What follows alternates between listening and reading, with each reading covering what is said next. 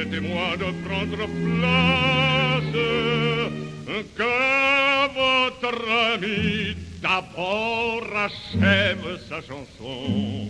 Moi, je vous en promets plusieurs de ma façon. Une seule suffit, pourvu qu'elle soit bonne. Je ferai de mon mieux pour n'ennuyer personne.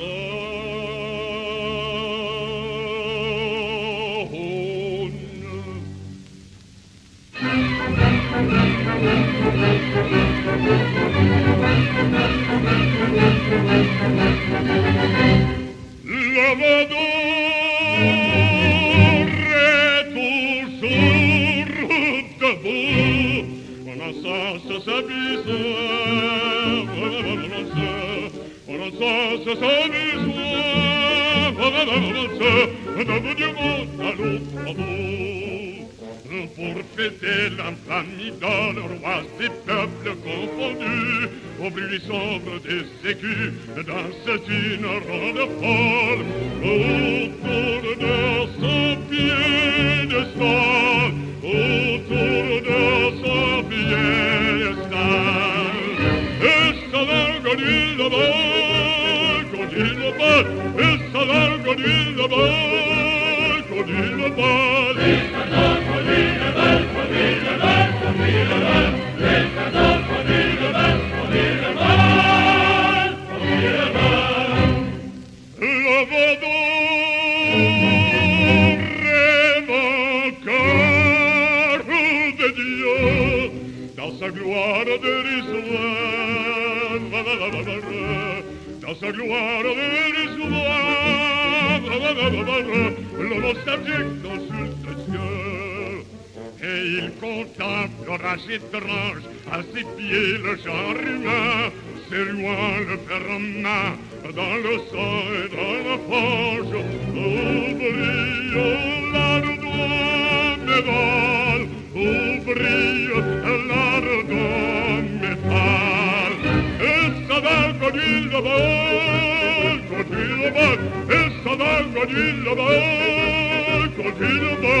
Et ça va conduire là-bas, conduire là-bas, conduire là-bas, et ça va conduire là-bas, conduire là-bas, conduire là-bas.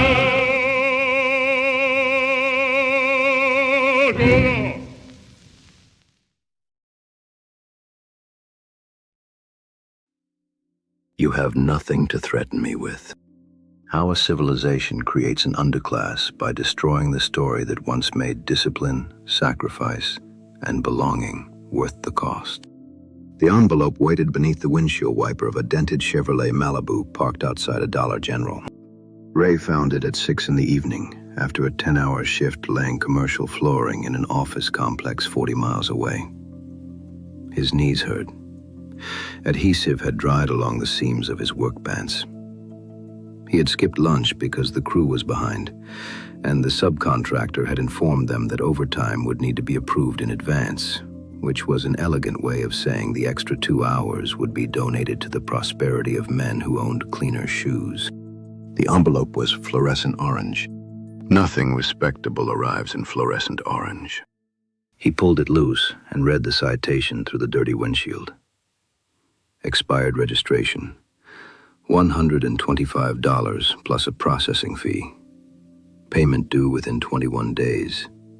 Failure to pay could result in further penalties, referral for collection, or restrictions on renewing the vehicle registration that had already expired.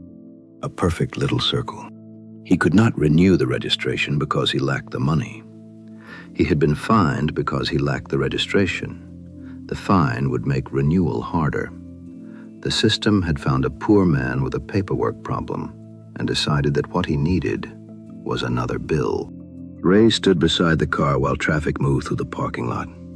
Shoppers carried frozen dinners, diapers, cat litter, discount candles, and all the small supplies with which a household attempts to hold back entropy for one more evening. He read the ticket twice. Then he laughed. It was not a cheerful laugh. It was the sound a man makes when reality has become too precise to be accidental. His mother had told him that hard work led somewhere. His grandfather had said the same thing, though in his grandfather's day, a man who worked with his hands could buy a modest house, support several children, and expect his employer to remember his name. Ray worked hard. He stayed out of serious trouble. He knew how to install luxury vinyl plank, carpet tile, rubber base, and engineered hardwood. He could enter an empty office on Monday and leave behind a floor that would serve people who never saw him. He owned no floor of his own. The Malibu had been purchased from a cousin for $2,700. It burned oil. The driver's side window could descend, but required prayer, profanity, and both hands to rise again. The registration had lapsed after the transmission repair consumed the money set aside for it. This was not his first mistake. He had made plenty. He had left community college after one semester. He had fathered a daughter with a woman he never married. He had spent several years drinking heavily and several months pretending that sports betting was a financial strategy. No cathedral would commission stained glass depicting the life of Ray Mullins. Yet he had been correcting course. He had stopped drinking during the week. He paid child support when the flooring company paid him. He had begun taking his daughter every other weekend. He had even bought a set of used tools because the foreman said a man with his own tools could eventually take side jobs. He was trying to enter the world of responsibility. The world kept charging admission. That evening, he sat inside the Malibu with the ticket on the passenger seat and called the municipal number printed beneath the threat. An automated voice thanked him for calling. The voice was calm, feminine, and professionally untouched by pity. It explained that payment could be made online, by mail, through an automated phone service, or in person during business hours. To dispute the citation, he would need to submit a written request and supporting documentation within 14 calendar days. Requests received after that period would not be considered. He pressed 0. The system repeated the options. He pressed 0 again, as though persistence might reveal a concealed human being. The machine returned him to the beginning. Ray hung up. For several minutes, he stared across the parking lot at the Dollar General sign. One of the letters flickered. The effect gave the store a pulse. He thought about the $125. It was nearly the electric bill. It was half the money he had planned to spend on replacing the rear tires. It was groceries for his daughter's next visit, assuming he purchased food at the place whose parking lot had just produced the fine. The official answer was obvious. He should have renewed his registration. The deeper answer was also obvious. The state had a rule.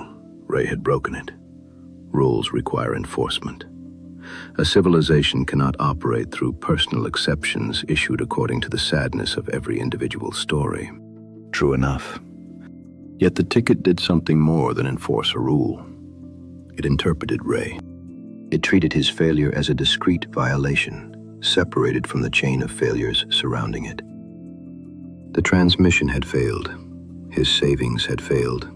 His employer's scheduling had failed. The public transportation network had failed to reach the construction sites where his labor was required.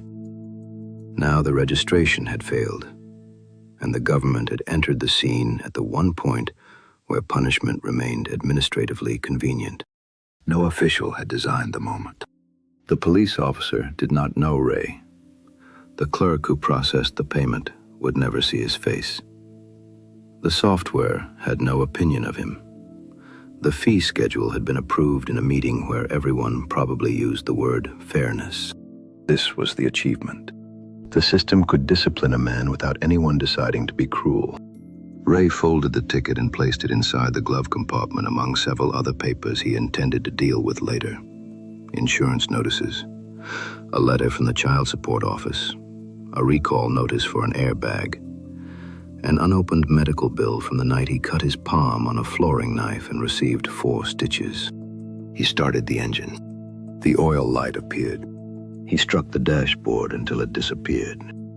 Then he drove home through the darkening outskirts of town, past the dealership where new trucks stood beneath white lights like polished animals awaiting richer owners. Ray did not think of himself as part of the underclass. Nobody does at first. The phrase belongs to reports, panels, grant applications, campaign speeches, sociology departments, and television documentaries narrated by people whose vowels have never been laughed at during a job interview. Ray thought of himself as behind. Behind on the registration, behind on the electric bill, behind on child support, behind on sleep, behind on the life he had been told a man ought to have by 32. Behind implies a road. It suggests that others are ahead and that, with sufficient effort, a person may close the distance. The underclass begins when the road disappears. It begins when a man comes to suspect that he has not fallen behind in a race. He has been assigned to a different event, on a different field, with no finish line anyone respectable intends to recognize. The ticket beneath Ray's windshield wiper was a small thing. Civilizations are usually lost through small things. The great declarations arrive afterward, when historians need punctuation. The true collapse occurs in the private moment, when a man who has tried to obey concludes that obedience has no destination. This is the point at which the old story dies. Work hard, stay out of trouble, learn something useful, respect your elders, build a family, keep your word. These commands once formed a sequence because each action pointed toward a role. Work could make a man independent.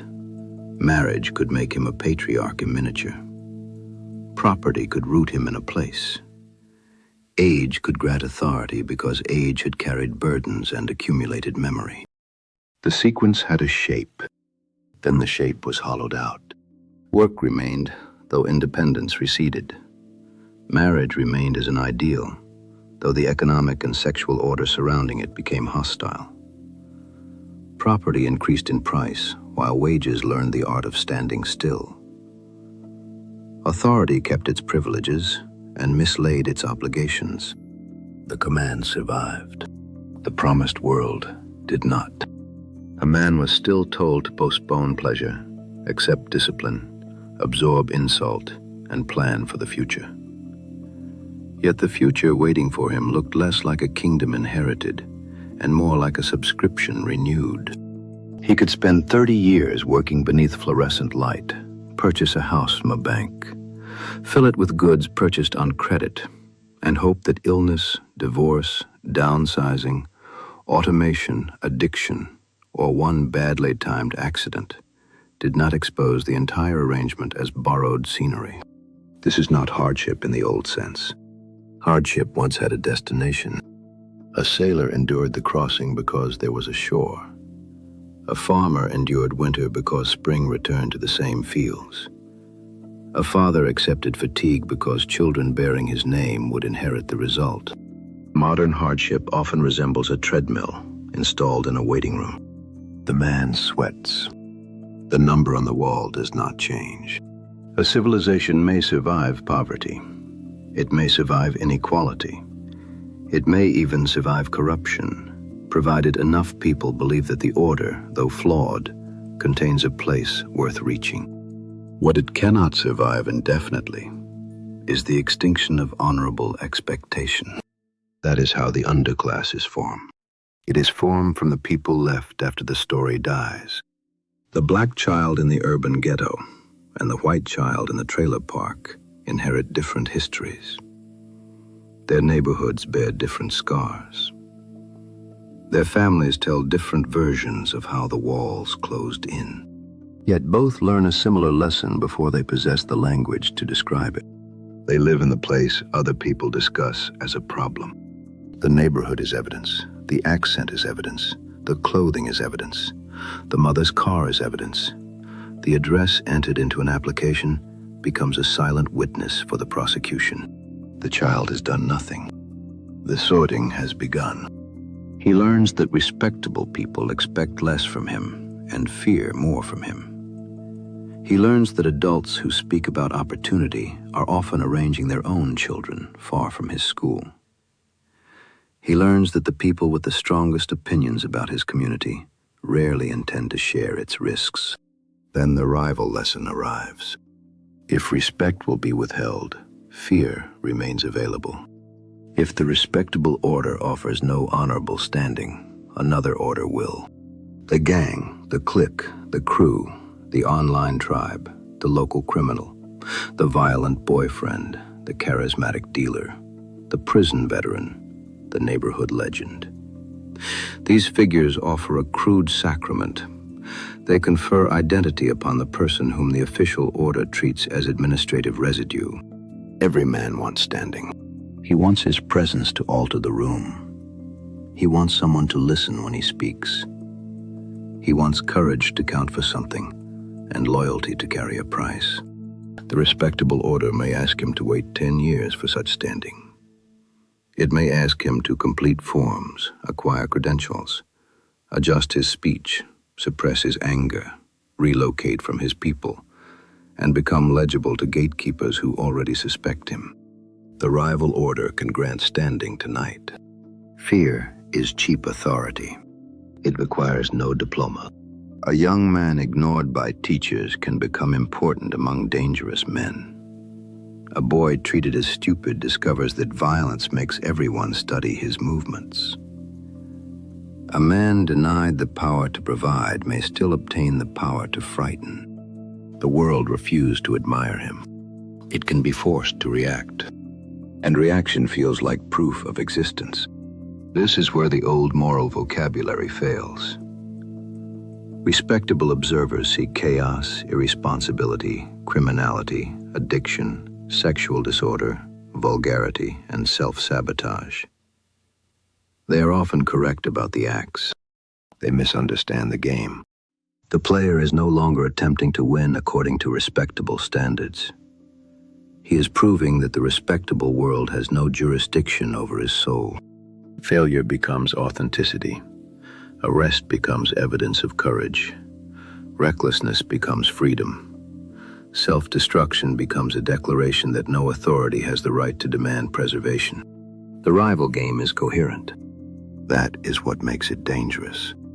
It offers the defeated man a form of victory that cannot be taken from him, because it consists of rejecting the prize. The system says, "You will never become one of us." He answers, "I would rather burn what you value." Somewhere inside that answer is Bane, standing beneath the city with his mask, his army, and his intimate knowledge of resentment. "You have nothing to threaten me with," he tells Batman. "Nothing to do with all your strength." The line works because Bane understands the limit of conventional power. Threats depend upon attachment.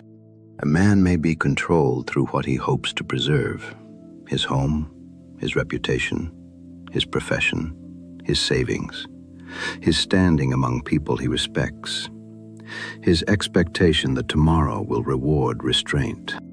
Strip these away, and authority discovers an unpleasant fact. The man with nothing to lose may be poor in every conventional sense. He is rich in immunity. The modern order has produced millions of people whose attachments are weak, whose ownership is thin, whose reputations carry little convertible value, and whose expectation of advancement has withered. Then it speaks to them almost exclusively through threat.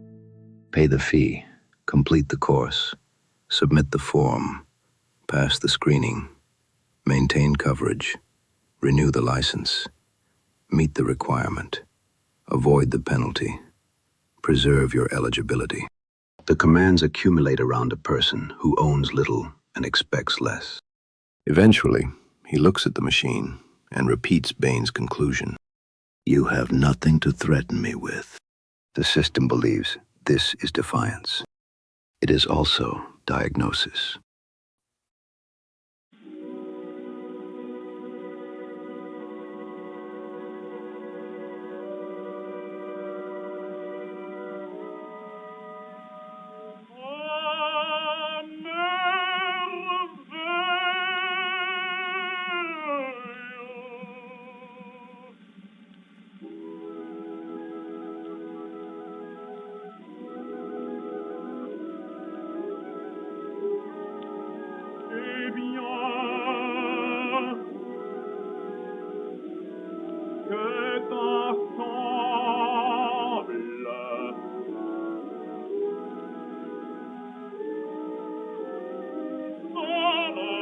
l'entends.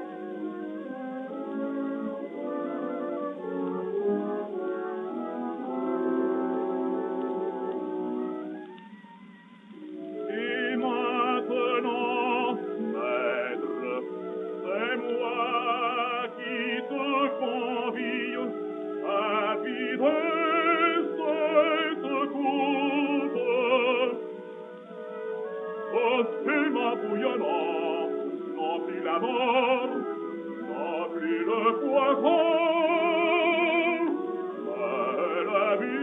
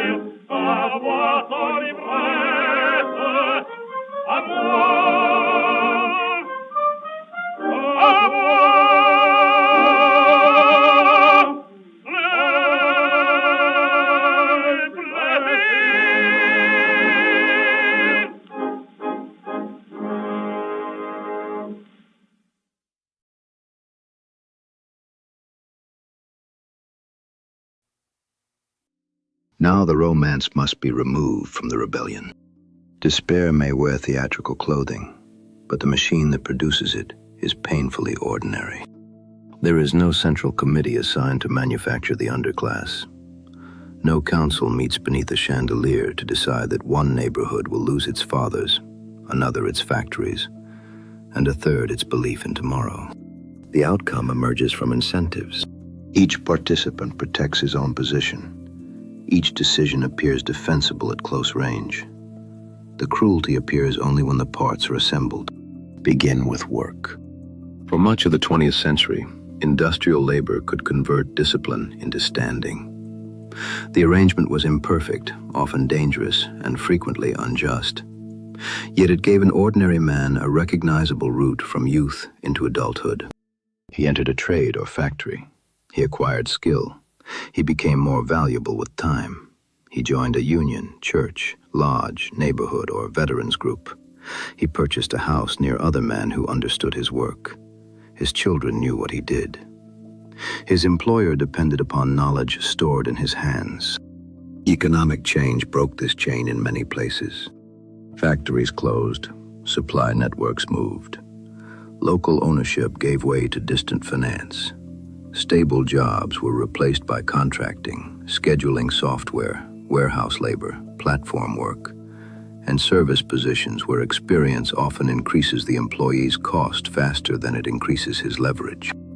The executive who closes a plant may be fulfilling his duty to shareholders. The consultant recommending consolidation may be applying a standard model. The local official offering tax concessions to the next employer may be trying to save the remaining tax base. Nobody needs to hate the worker. They need only value something else more: The worker is told to retrain. Retraining sounds merciful because it converts structural failure into an educational assignment. The town did not lose its economic purpose. The worker merely possesses the wrong skills. Give him a certificate, teach him to code, send him to a community college program designed by people who have never met the employers allegedly waiting on the other side. This produces the credential mill. An industry loses secure employment, then sells access to uncertain employment. The displaced worker must now borrow money, surrender time, complete courses, and prove adaptability to enter a labor market that may still regard him as old, geographically inconvenient, socially awkward, or insufficiently credentialed. His hardship becomes revenue. Schools collect tuition, lenders collect interest, testing companies collect fees, vendors sell learning platforms, administrators generate reports measuring completion, employers outsource screening to credentials because credentials reduce the liability of judgment. The worker receives a laminated promise. Sometimes the promise works. Often it leads to a new starting line. The same pattern appears in housing. A house once represented shelter, rootedness, family continuity, and local standing. It has become a financial asset whose price is affected by interest rates, investment capital, zoning restrictions, insurance costs, tax structures, and the decisions of owners who may live several states away. The young man is also to save. He saves while rent rises. He is told to move where the jobs are. He moves where housing is expensive and kinship is absent. He is told to delay marriage until he becomes stable. Stability retreats at the exact speed of his pursuit. The respectable order then studies his hesitation and asks why young people refuse adulthood. The machine possesses a peculiar sense of humor. It hides the ladder, charges rent for the wall, and publishes an article about declining ambition. Family instability enters the same circuit. A weak labor market makes male provision uncertain. Uncertain provision makes marriage riskier. The welfare system may soften immediate deprivation while attaching benefits to income thresholds and household classifications that punish formal stability. Family courts attempt to manage the wreckage. Child support systems turn paternal duty into an enforceable debt. That duty is real. The child deserves support. Yet a man with unstable earnings may move quickly from father to debtor, from debtor to delinquent, from delinquent to suspended driver, and from suspended driver to unemployable offender. Every step can be defended. The total mechanism converts weakness into exclusion. The father who disappears bears moral responsibility. The state did not force him to abandon his child.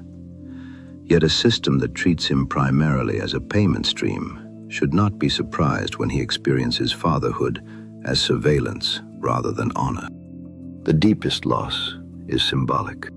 He is rarely told, "Your daughter requires your character, memory, protection, correction, and presence." He is told, "Your account is past due." The machine prefers obligations it can quantify. Money routes cleanly through software. Authority, love, loyalty, and inheritance refuse to fit inside the fields.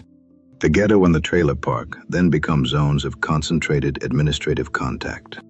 Police know the neighborhoods. Probation offices know them. Social services know them. School discipline systems know them. Debt collectors know them. Insurance models know them. Employers purchase background checks that know them.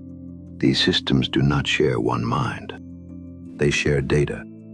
A missed payment alters a credit profile. An arrest alters an employment screen.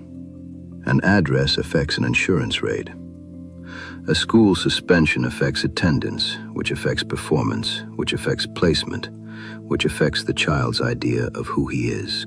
The person experiences separate events. The database experiences continuity. Every failure becomes a proxy for future risk. This is how a temporary problem hardens into identity. The man is no longer someone who missed a payment. He is a low-score borrower. He is no longer someone once arrested. He is an applicant with a record. He is no longer a child who fought in school. He is a discipline concern rooted into another program. The categories may be statistically defensible. They may also become destiny, written in actuarial ink. The system claims neutrality because the computer has no prejudice in the human sense. It does not sneer at an accent. It does not dislike a neighborhood. It simply processes correlations inherited from the world. That is enough. Neutrality can preserve every old wound while keeping its hands beautifully clean. Now return to Ray and his fluorescent orange ticket. The officer sees an expired registration. The municipality sees a receivable. The software sees a case number. The collection agency may eventually see an account. The motor vehicle department sees non-compliance. Ray sees his week's groceries. No participant possesses the whole picture. Each touches one narrow section of the mechanism and performs the assigned function. This fragmentation protects everyone. The clerk cannot waive the fine because policy governs the clerk. The supervisor cannot alter the policy because consistency protects the office. The council cannot reduce enforcement revenue without finding money elsewhere. The contractor maintaining the payment portal has met the terms of the contract. The legislator who approved the fee schedule may have intended to improve compliance. The result is extraction without an extractor.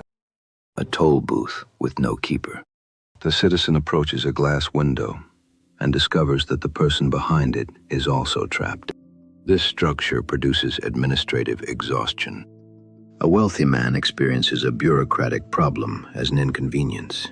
He pays the fine, hires the attorney, replaces the car, calls the accountant, or delegates the entire event to someone whose profession is turning complications into invoices. A poor man experiences the same problem as attrition. He must call during work hours. He must travel to an office far from the bus route. He must locate documents kept in a box beneath a leaking ceiling. He must explain his situation to a person who lacks the authority to respond to it. He must return because one document bears the wrong date. Every hour spent solving the problem creates another problem. Lost wages, missed transportation, childcare expense, supervisor irritation, a second late fee. This is why the underclass appears disorganized.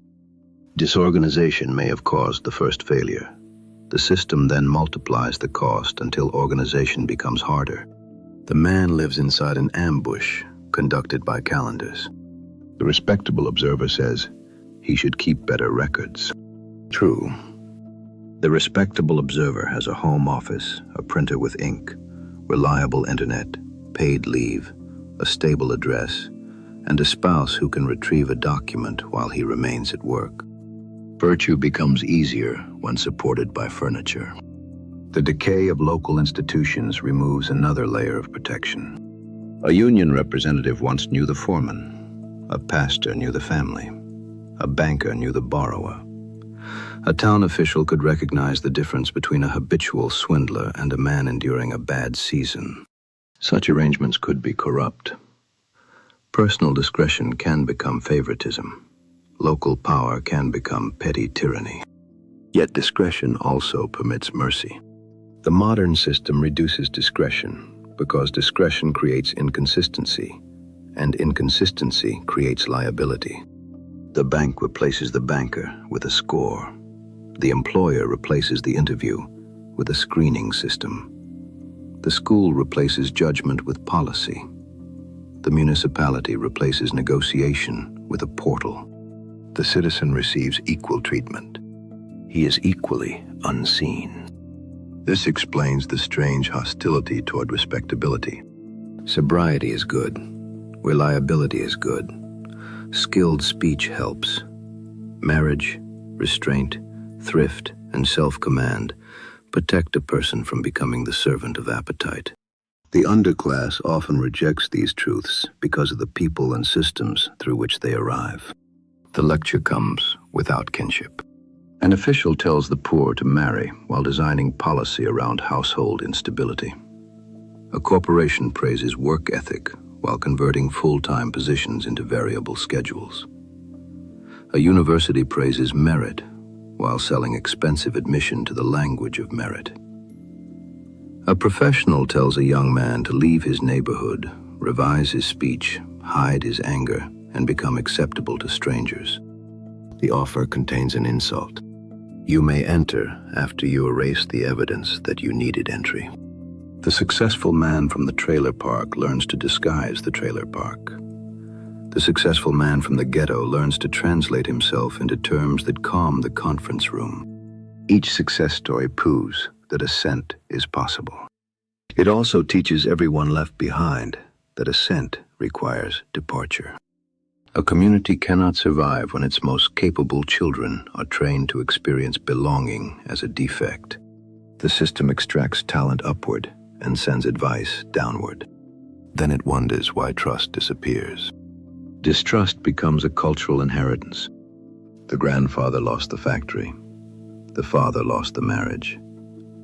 The son enters school already fluent in the expectation that institutions lie. He mocks ideals before admitting that he wants them. Cynicism is often described as sophistication. In the underclass, it operates as armor. Hope exposes a person. To believe in marriage is to risk abandonment. To believe in country is to risk betrayal. To believe in work is to risk becoming the loyal employee escorted from the building. To believe in God is to risk discovering that the religious authorities nearby are weak, vain, frightened, or absent. The sneer closes the wound before the knife arrives. Nothing matters. Everyone is fake. The system is rigged. Love is weakness. Loyalty is for fools. These statements preserve the speaker from humiliation. He cannot be betrayed by a principle he has already mocked.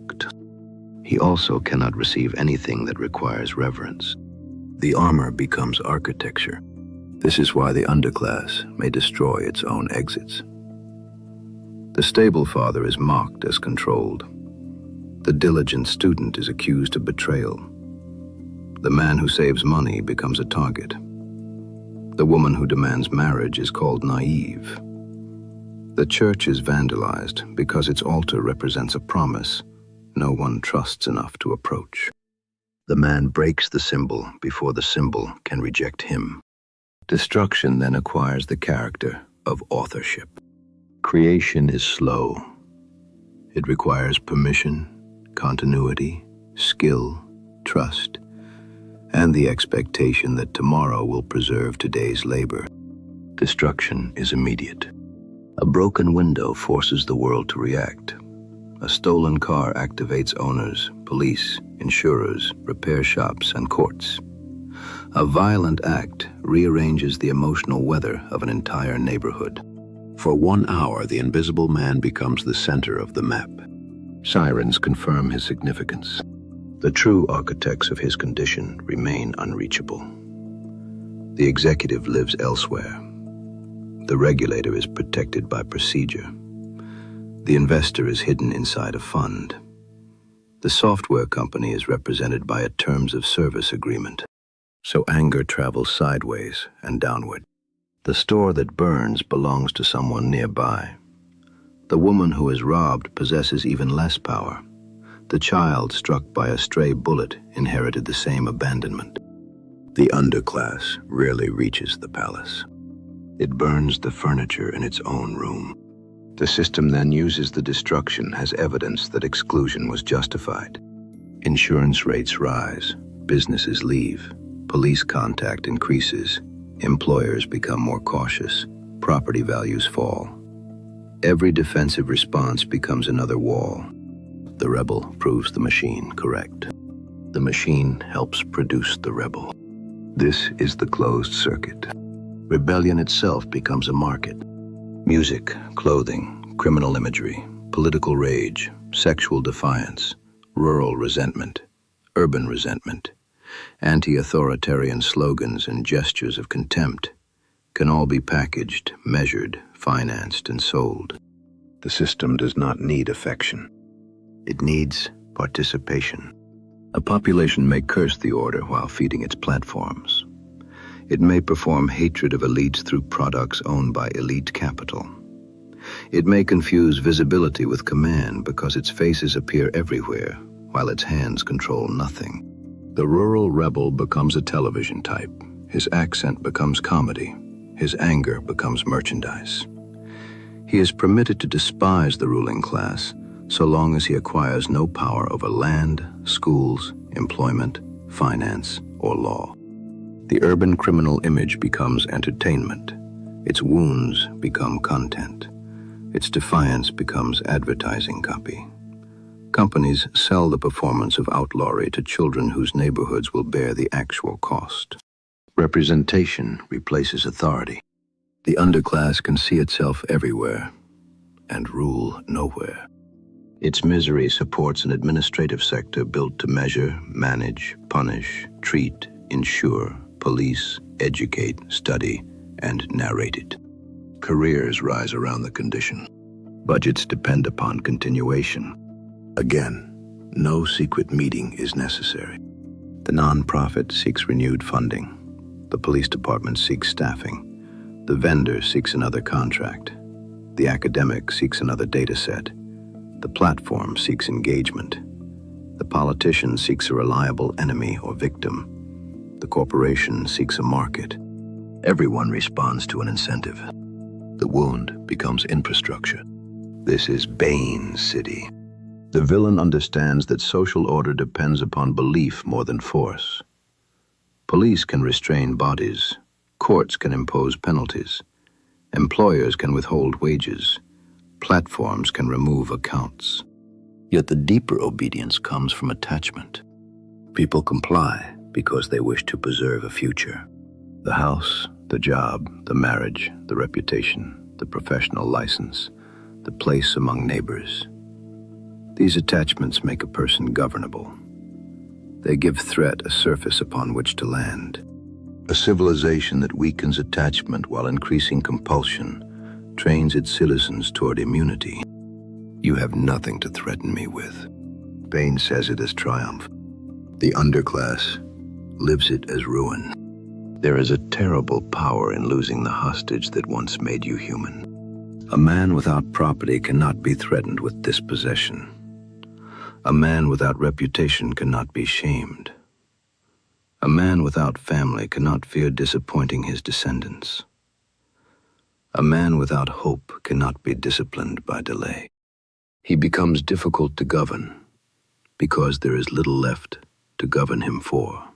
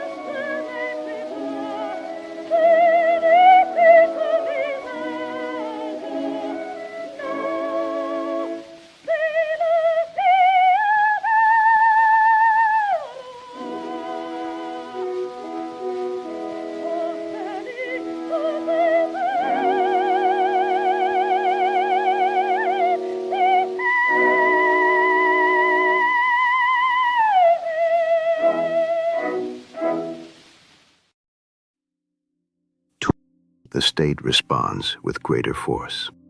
More penalties, more surveillance, more conditions, more databases, more mandatory courses, more compliance. The machine tightens its grip around a life that has already slipped through its fingers, and the man begins to desire the destruction of the order that cannot threaten him, because it has given him nothing worth preserving. The practical question is what a person like Ray can do before that desire hardens into identity. There is no clean escape. A field manual that promises one is selling cologne in a burning building. The first task is to separate the immediate trap from the story the trap is trying to tell. The ticket says the registration expired. It does not say Ray is cursed, stupid, permanently excluded, or morally incapable of order. Those conclusions arrive through accumulated humiliation. They feel objective because they have been repeated by circumstance. They must be refused. Refusal begins with paper. A person dealing with a bureaucratic system should create one physical file and one digital file for the problem. Every notice goes into the physical file. Every photograph, receipt, email, and screenshot goes into the digital file. Record dates, names, case numbers, and the exact words used during calls. This sounds small. Small order is how a man prevents the machine from occupying his entire mind. Ray should photograph the ticket, his registration, the repair invoice that consumed the renewal money, and any proof that he has scheduled or attempted renewal. He should write a one-page chronology. Vehicle transmission repaired May 3rd. Registration expired May 15th. Citation issued June 2nd. Renewal appointment scheduled June 8th. No autobiography, no confession, no rage. Bureaucracy does not reward emotional truth. It rewards legibility. The phrase to use is simple. I am requesting review of the citation and asking whether the penalty may be reduced, deferred, or converted into a compliance dismissal upon proof of renewed registration. Those words matter because they give the clerk a recognized category. Mercy often exists inside bureaucracies under another name. Reduction, deferral, compliance dismissal, payment arrangement, hardship review, administrative hearing. The person seeking relief must ask for the door using the language printed above it. During every call, Ray should say, "Before we finish, may I have your name or operator number? And can you confirm the next deadline?" Then he writes it down. If the first person cannot help, he should ask, "Who has authority to review hardship or compliance-based relief?"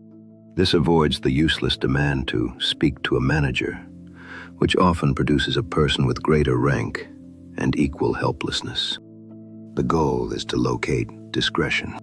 When discretion exists, it usually belongs to a hearing officer, supervisor, judge, caseworker, ombudsman, elected officials' constituent service staff, or specialized review unit. The front desk routes traffic. It rarely changes outcomes. Ray should submit requests in writing, even after speaking by phone. Thank you for speaking with me today.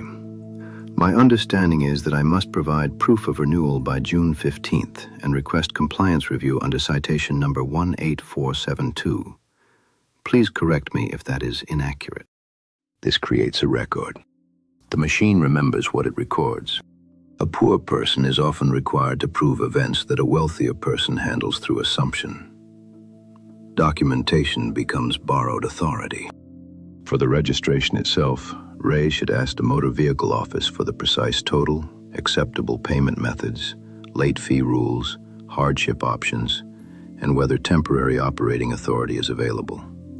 He should resist the temptation to solve the entire problem through a single vague internet search at midnight. One system, one contact, one deadline, one next action. Administrative panic thrives by converting 5 problems into fog. The antidote is sequence. The second task is to reduce cascading risk. If the car is essential for work, the car is no longer merely transportation. It is income infrastructure. Registration, insurance, tires, and oil must be treated as tools of the trade, like the flooring knife and knee pads. This may require humiliating choices. A payment plan, a small loan from family, a negotiated advance from the employer, a church benevolence request, selling unused equipment, taking one documented side job and placing the money directly into the vehicle account. Dependency feels shameful to men trained to equate independence with silence. Silence is expensive. The exact phrase for a family member or trusted friend is this: I have a specific problem, a specific amount, and a specific repayment date. I need $200 to renew the registration and clear the citation. I can repay $50 each Friday beginning next week.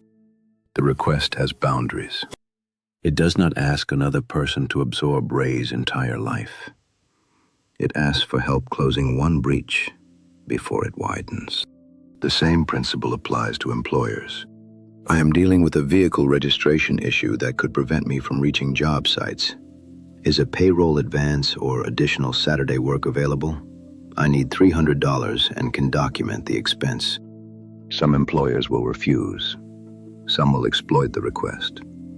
Some will help because a trained worker is more expensive to replace than a small advance.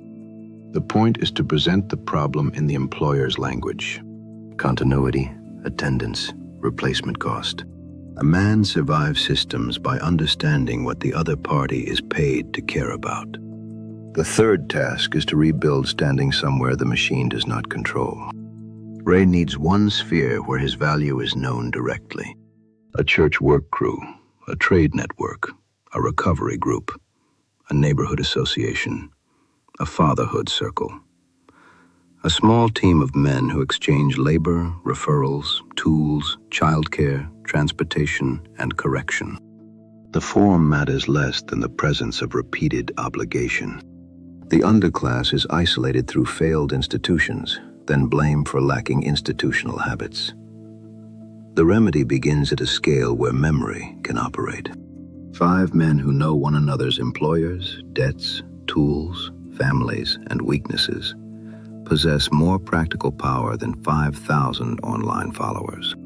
They can loan a vehicle, verify a job, recommend a worker, interrupt a relapse, witness a promise, carry a refrigerator up 3 flights of stairs while offering commentary on the architect's ancestry. This is how a rival game is replaced. The young man needs status, danger, loyalty, and proof. A serious crew can provide these without requiring self-destruction. The crew must have standards. Show up when promised. We pay money. Do not bring intoxication into another man's home. Do not speak casually about another member's failure. Do not borrow tools without returning them. Do not abandon children while claiming loyalty to friends. These are small laws. Small laws create a people. Ray's flooring skill can become more than wages. He can document his work, collect photographs, request written references, learn material pricing, and begin taking limited side jobs under lawful local requirements. The goal is not instant entrepreneurship. That phrase has been used to sell too many desperate men a logo, a course, and a garage full of unsold inventory. The goal is visible authorship. One room, one estimate, one satisfied customer, one tool purchased from earned profit. The man must see that his labor can leave behind something bearing his judgment. Destruction feels like authorship when creation has been made abstract. The answer is to make creation near. The fourth task is to guard against the rival game's emotional reward. Ray will be tempted to ignore the ticket, drive unregistered, gamble for the money, lash out at the clerk, or tell himself that the entire system is illegitimate. Each choice produces a moment of relief. That relief is the hook. The correct sentence is, "This rule may be badly designed, but I will not let its stupidity choose my character." That distinction preserves moral agency. Compliance can be tactical without becoming worship. Defiance can be lawful without becoming identity. Ray may challenge the citation, petition the council, speak publicly about punitive fee structures, or help others navigate the same process. He may refuse the lie that every policy deserves reverence. He still renews the registration. Medicine, not religion. The fifth task is to identify the story that can command sacrifice. Money alone will not do it. Ray needs a reason to stop drinking that is stronger than next month's budget. He needs a reason to keep records, arrive on time, maintain the car, and endure humiliation without converting humiliation into rage. His daughter may become that reason. Faith may give the reason the higher court. A place among men may reinforce it. The story must enter ordinary acts. Pick up the child when promised. Repair the car before purchasing entertainment. Attend worship when embarrassment suggests hiding. Teach the daughter how flooring locks together. Let her see the tools. Let her know what her father can do. This is how the future gains weight. The underclass is repaired when sacrifice acquires a name. Yet there is danger here. A man who learns the system's grammar discovers leverage. He learns which words open files, which officials possess discretion, which deadlines matter, which documents create authority, and which vulnerabilities make another person move. This knowledge tastes clean after years of helplessness. Then it begins to sweeten. He may start to see every relationship as a routing problem. Every friend becomes a resource. Every favor becomes a debt. Every weakness becomes a handle. He has escaped one machine by installing a smaller copy inside himself. That is the final toll booth, and its gate opens inward. The villain often sees the structure clearly. That is why he is persuasive. Bane understands that institutions rest upon belief. He understands that the respectable order hides violence beneath ceremony. He knows that fear governs people whose moral language has become decorative. His corruption begins when clear sight becomes permission. He has been wronged, so he may wrong. He has exposed hypocrisy, so he may become a tyrant. He understands leverage, so every human attachment becomes an instrument. The listener must refuse this conversion. Learning how systems work is medicine. Medicine taken as food becomes poison. A man should document agreements because memory fails and power lies. He should not document every kindness as future ammunition. He should understand incentives without assuming that every person is reducible to one. He should build a team without turning friendship into a private bureaucracy. Suspicion keeps a man alert.